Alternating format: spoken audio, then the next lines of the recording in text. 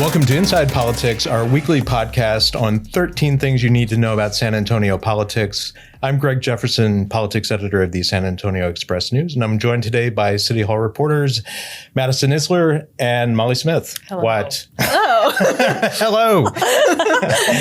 All right, so we're going to start this week's episode. We'll be talking about kind of the next steps after the passage last week on Election Day of Propositions A and B.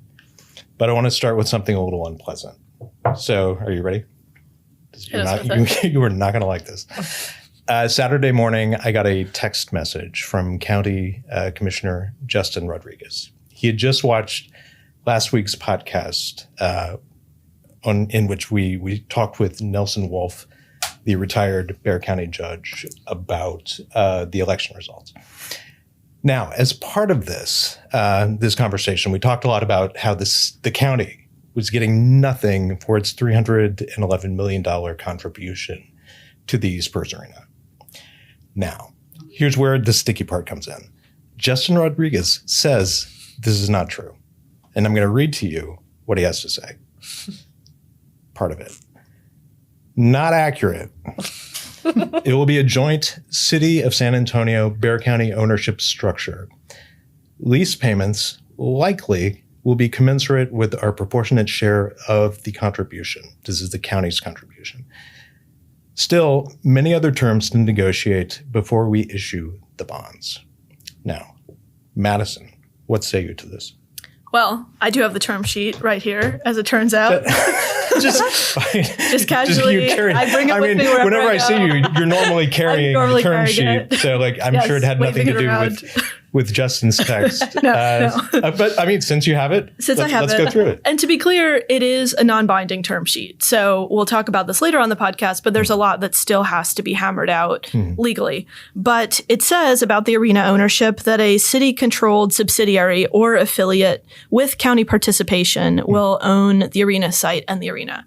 What form that participation would take is not clear. There's not any more information in the term sheet about a percentage, what that would mean for rent. The Spurs are supposed to pay $4 million annually in rent for the arena. Right. But I mean, it sounds like it's what Commissioner Rodriguez is saying is possible. Yes, it is. Absolutely. It is plausible, and it makes sense too. I mean, to my thinking, the county's contributing $311 million. They'll probably get something out of that, you would think. Okay, so let's go back to Props A and B last week. Just a quick rundown. Prop B, which is the Spurs arena funding, which is really what we're talking about. This was a county venue tax election. It, for a campaign that spent more than $7 million, it was a squeaker. I mean, they basically prevailed by 52%. For the county's next steps, what are they? Like, what's next? Do we know? We kind of don't. We kind of don't. We know a lot more about what's next with the city, and Mayor Gina Ortiz-Jones has talked about this. There's a lot of agreements that still have to be worked out, ranging from how the city will use a community benefits agreement. So as part of this term sheet, the Spurs said we will give $75 million to the city to figure out how they want to use it. They could use it for affordable housing. They could use it to fund other programs. All of that has to be worked out by council. It's unclear if the county could participate at all in that, but that's one of the things that'll have to be worked out. Another piece is a relocation agreement. Right now, the Spurs play a couple of games in Austin under their deal with the county. I heard some voters during the campaign say, if we're going to help pay for a new arena, we want all of the games, the 40-some odd games every season, to be played here. And so the Spurs haven't said yet how that would shake out as well. Now, Molly, what do you think? The fact that you had such a close election, is that going to have any bearing at City Hall in the politics of this, or no? I mean, it's definitely going to play a role in how the city approaches selling an infrastructure bond to voters. The city has said that they need up to $250 million to pay for the first phase of infrastructure that would support the arena and that would also support the sports and entertainment district. And a fair amount of council members have said, since it did not pass by a large margin, this shows that voters still have questions, they still have doubts, and the city needs voters to okay this infrastructure package to, make the arena a reality. Who are the council members saying that? You have District 2 Councilman Jalen McKee-Rodriguez. His district, the Eastside District, opposed Prop B at the largest margin of any of the 10. You had District 2, 54% of voters saying no. Also heard this from District 6 Councilman Rick Galvan. He's a newcomer who represents the far west side. 52% of voters in his district said no.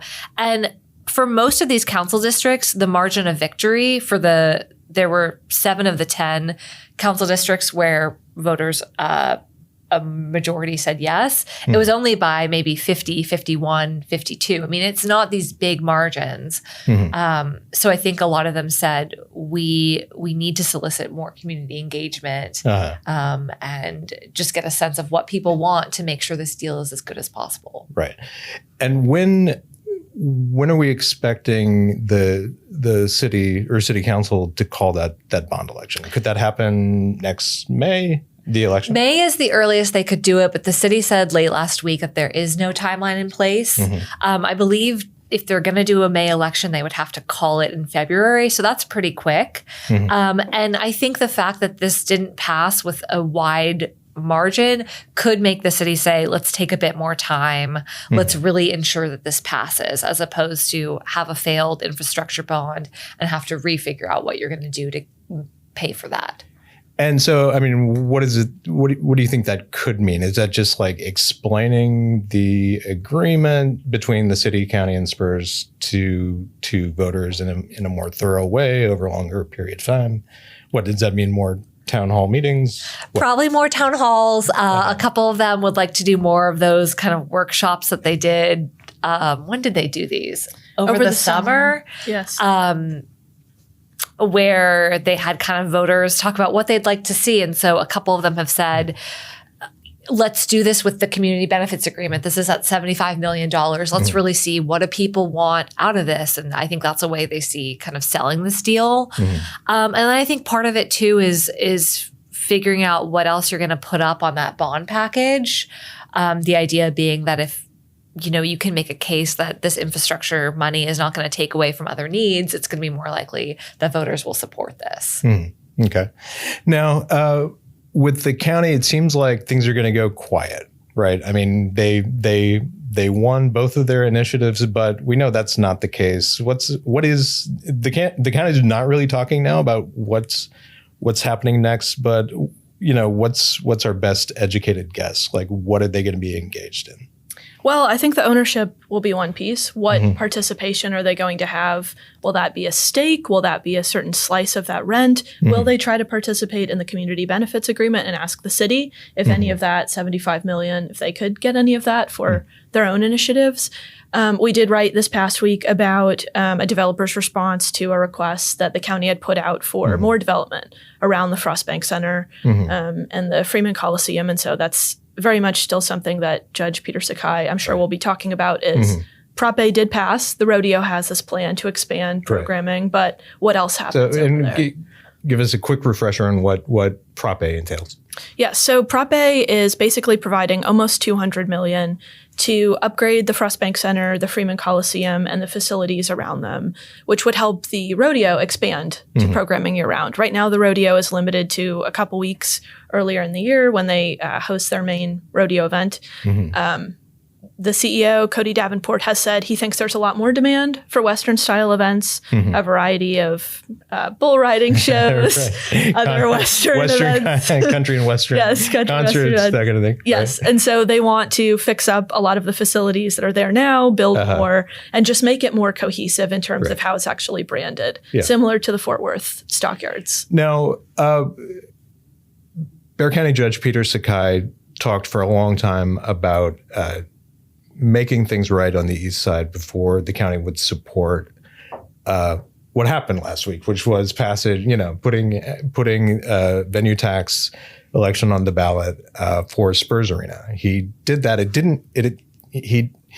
Commissioner's Court did that, but it didn't really appear to be in light of an ENside plan. Like there wasn't really anything in place, unless he meant Prop A, which was the expansion of the San Antonio rodeo. That this was the big plan. Was this the big plan, Prop A? Is this what Peter Sakai meant all along? I think that Judge Sakai envisions a lot more than Prop A. Okay. He's talked about Willow Springs, which is a golf course that the city owns that's just north of the Frost Bank Center. He's talked about getting control of that and what that could mean for development. He's talked about a hotel. He's talked about things far beyond the rodeo, which is very much in line, some of it, with what residents thought would follow the Frost Bank Center when it originally opened. They thought the arena will open and there will be restaurants, there will be shops. There aren't a lot of grocery stores on the east side. Maybe the grocery stores will come, maybe some housing, and none of that really happened. The area around the arena is pretty industrial, lots of parking lots, and then the golf course. And so Sakai has described a vision that's much broader than the rodeo. And I think he sees the request for proposals that the county had put out as part of getting developers to buy into that. So let's focus on that for a minute, because the county got all of one response. Now, the county could say, that's not great. I mean, we have one proposal. We're gonna rework the RFQ and put it back out for bid. Why aren't they doing that?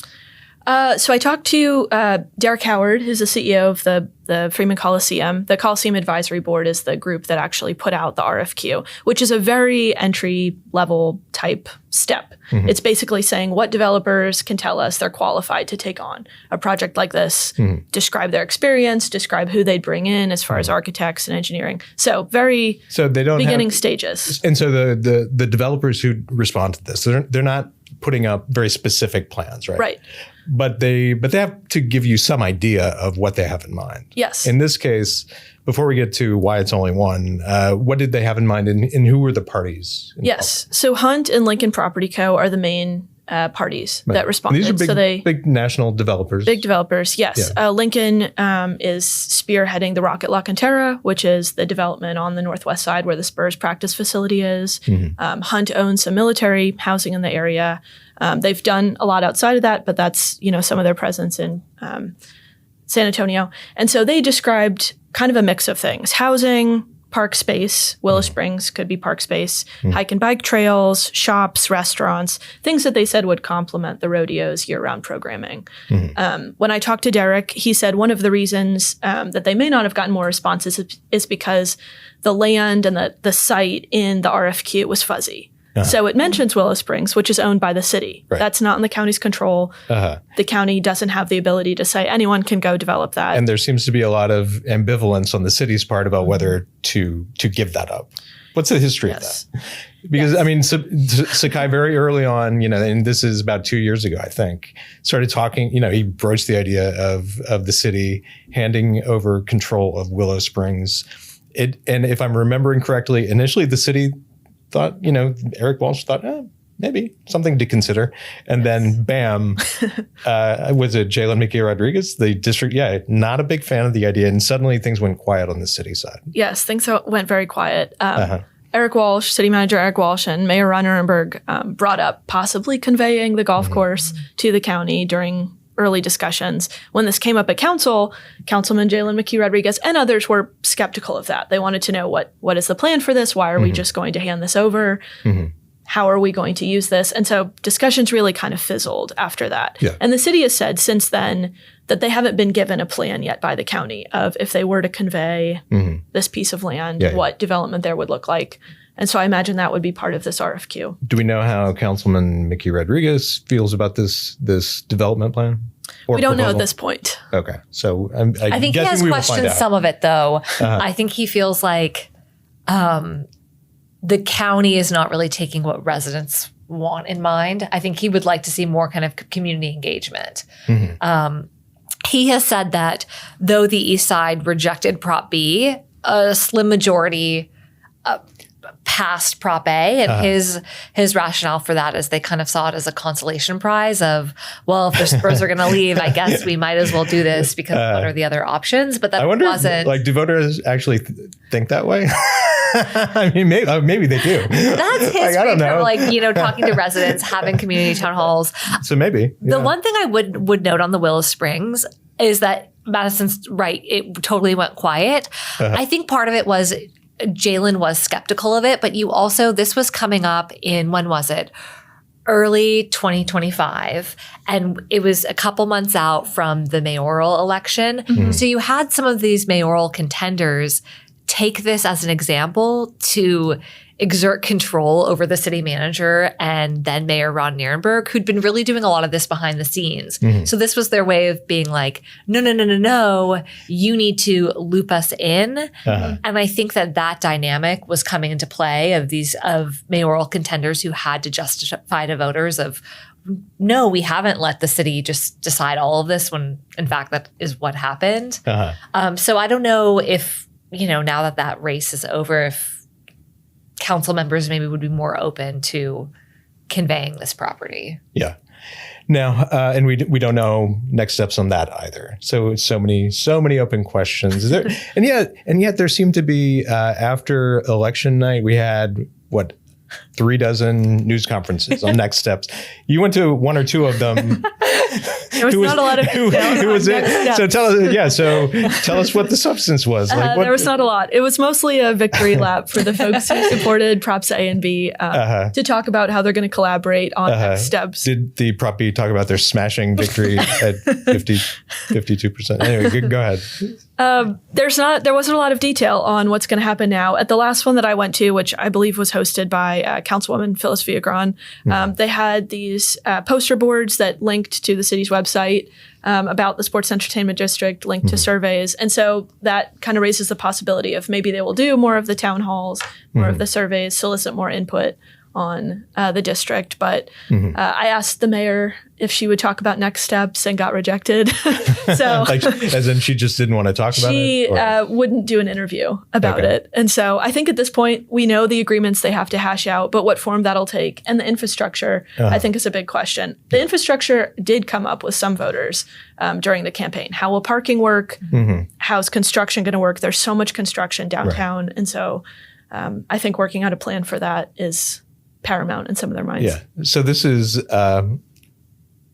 probably gaming it out gone crazy. Just crazy. But you remember how before election day, a lot of political types would say, okay, well, what happens if Prop B goes down, but Prop A passes? And so you don't have a downtown Spurs arena, but you have all of this construction going on. So in a similar way, what happens if the municipal bond, like the general obligation bond that's going to go to voters from the city to pay for all of this infrastructure around an arena, what if that goes down? But you've got this $300 million from the county. Does it just sit there? I mean, what happens? Do we know? I don't think we know. That's very problematic because there's a lot of infrastructure that needs to be built if the arena is going to be built, from parking to changing up the streets to there are a lot of concerns in the neighborhoods immediately around Hemisphere, like King William, like the Near East Side, about their streets becoming more clogged with big events at the Alamo Dome, at the new arena, downtown. And so I think... And also, I don't know if this is going to be a major element in the bond election or not. But if you look at where Hemisphere is, it's like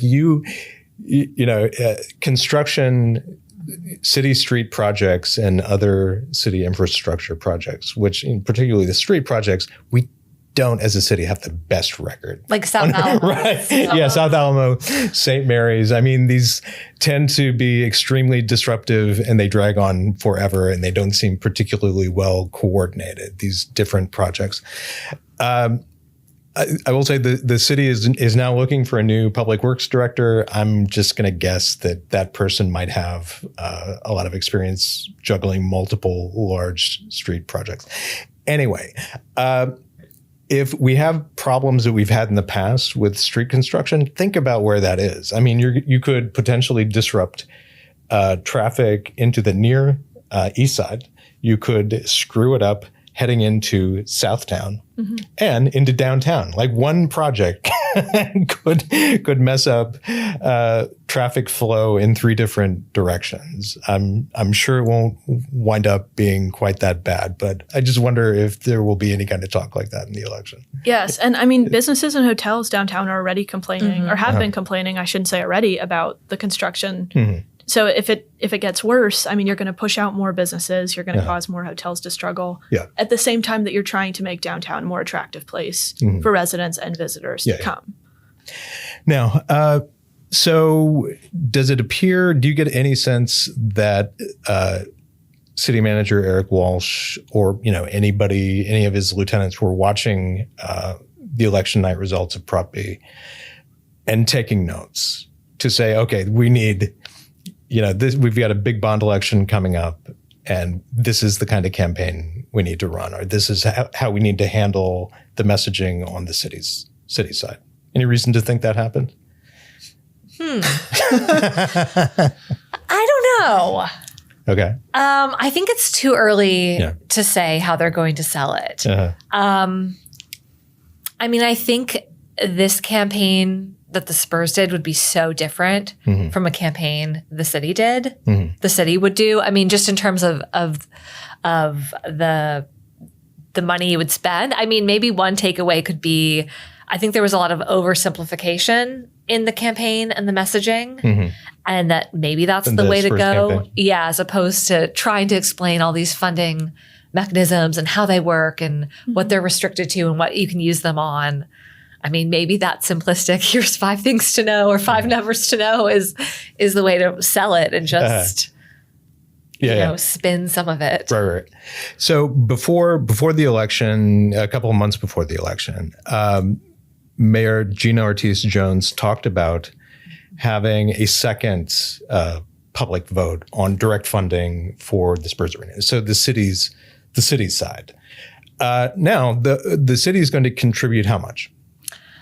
$489 million. There we go. But these are all going to be term sheet again. Thank God. I need to be carrying this around. I guess we all need to carry the term sheet around, just like Madison. Okay. Now, so that debt. I mean, these are going to be revenue bonds. So that's the city's contribution will come in the form of revenue bonds that will be paid by lease payments, rents, all kinds of stuff, property taxes from related development, kind of ancillary development. Those do not have to go by state law. They don't have to go to a public vote. The mayor talked a couple of months ago anyway about doing just that, putting these on the ballot and letting voters having a say. And what's that slogan she used? If you pay twice, you can vote twice. It's the slogan she has said at every community meeting. Almost on she does these weekly KSAT interviews. I think the slogan comes up almost every time. And she first announced this back in August, and she announced this right before she lost the vote to delay negotiations over the term sheet. She lost it by a 7-4 vote. And she kind of surprised everyone, including City Manager Eric Walsh, and said, I'm just going to set expectations and let you all know that I think this should go up for a citywide vote. It's only fair to do. She has not said anything since. Has not, responded to reporters at the press conferences. Her comms team says she's not going to say anything right now. And so I think it remains to be seen whether she's going to push for this. She's in the same situation she was back in August, where she does not have the council support to do that. Most council members will either say, one, elections are expensive. We just had this election. Why do another one? Some, like Jalen McKee-Rodriguez, didn't even really want to comment on whether or not he would support that and said, well, we'll wait and see what the mayor does. I don't think the mayor has said anything in the wake of Tuesday's election to council members about her plans. But she might be using this as maybe what she sees as a bit of leverage over the Spurs because there are these other parts of the deal that need to be negotiated, that if there's this idea of this another citywide election hanging over them, maybe they'll be more willing to. Right. But I think they would see through that, and that there's really no one on council, maybe aside from Terry Castillo, and I don't even think Rick Galvan told us that he really supports it just because elections are so expensive, that would support that. Right. So, I mean, so it's just to be clear, it's possible that she's using this as leverage to say, I'm not actively advocating for a second vote, but you should be aware it's what I'm thinking. And hey, separate thing. Let's talk about terms of this agreement. Let's talk about But there's really it also sounds like there's really no political basis for that. Like she just doesn't have the support, and there's not, there doesn't seem to be a crying need on city council to do that, even among her allies. Yeah. Okay. Now, what is it do you think she's after now? In her election night statement, she, after all was said and done late Tuesday, she released a written statement. She didn't say much to reporters that night. She did show up at the Spurs election night watch party for like 10, 15 minutes. Right. Before early voting returns were even released. Didn't address the crowd, made some small talk with Spurs managing partner Peter Holt and a few other Spurs higher ups, and then took off. But in this statement, she mentioned affordable housing twice in about 2 or 3 sentences. So that, to me, that kind of signals, all right, we're talking about the potential for affordable housing at Hemisphere. Any idea how that might work, Madison? It's unclear to me if she'll try to push for that as part of the negotiation for the development that would be built around the arena, which is part of how the city will essentially finance those bonds. Mm-hmm. The Spurs are supposed to work with developers to build a bunch of different things around the arena. Mm-hmm. But Councilwoman Sukkur has said there are a couple of parcels at Hemisphere that were supposed to be developed, turned into mixed-use development, basically around Civic Park. And there's not been much progress with that. Zachary is building a hotel. They're almost done with it. But the apartments and the retail that other developers were supposed to do around that hotel haven't really happened yet. And so the councilwoman said she wants to see affordable housing potentially go there. And so she's talking to Hemisphere. She's on the board of the Housing Trust. And so she's talking about potentially putting an affordable housing project on one of those parcels, which would be very close to the arena, but separate from what the Spurs would develop. Yeah. She didn't say whether the mayor is supportive of that. Council has not talked about that as a whole yet. So unclear if that might be what the mayor was also potentially referring to. But it's certainly a need that came up during the campaign. There's not a lot of affordable housing downtown. There's pockets of public housing, but there's not a lot that's affordable. Most of what has been built that's new is pretty expensive. And Soap Factory, which is one of the kind of naturally occurring affordable complexes downtown, is going away with the Mission Stadium. And so that was certainly on some voters' minds, is the need for that. Molly, any idea on what else she might be after? A little more money for the community benefit agreement, anything like that? It's hard to say with that. I don't even know how much more the Spurs would be willing to contribute.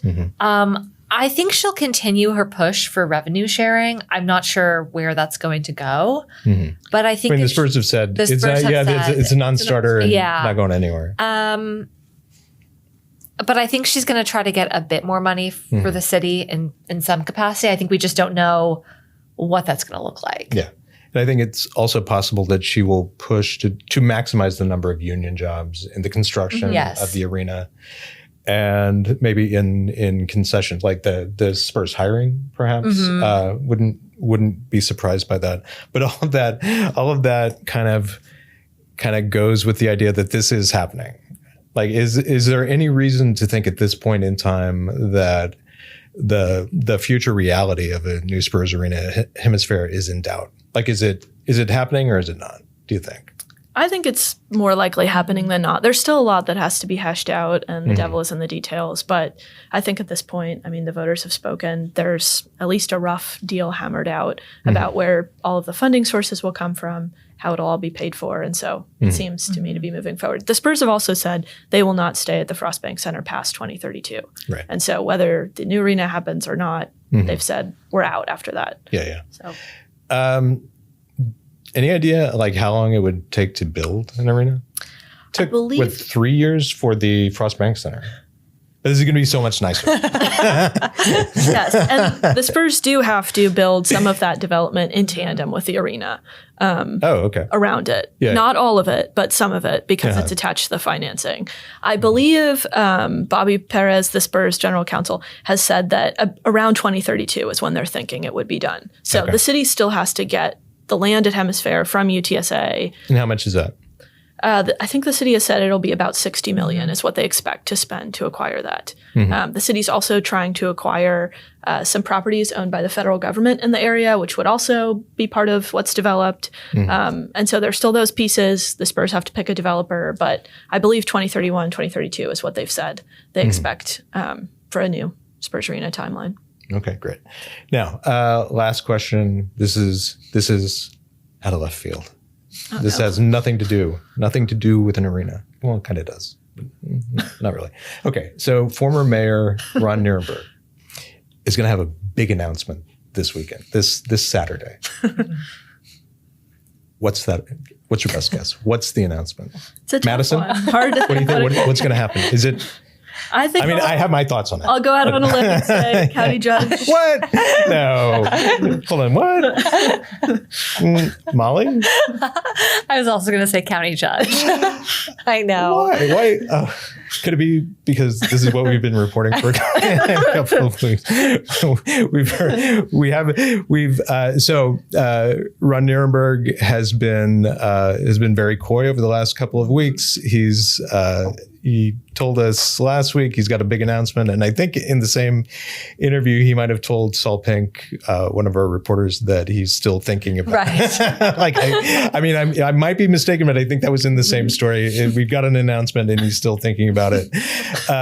We've had 2, 3, 4 sources tell us on background that these are people with direct knowledge of his planning, that he's planning to run, he will announce for county judge. He does have an event on Saturday, and we will see what happens. He could announce for governor. Yeah, that was the thing, but I think he might be right. Like, it's probably going to be county judge, but we will see on Saturday. So we'll probably talk about that next week. So thank you very much. I really appreciate you taking the time, and thank you for listening. If you have not signed up for the new and improved ENside Politics newsletter, drop down to show notes, click on the thing and sign up, and we will see you next week. Thank you very much.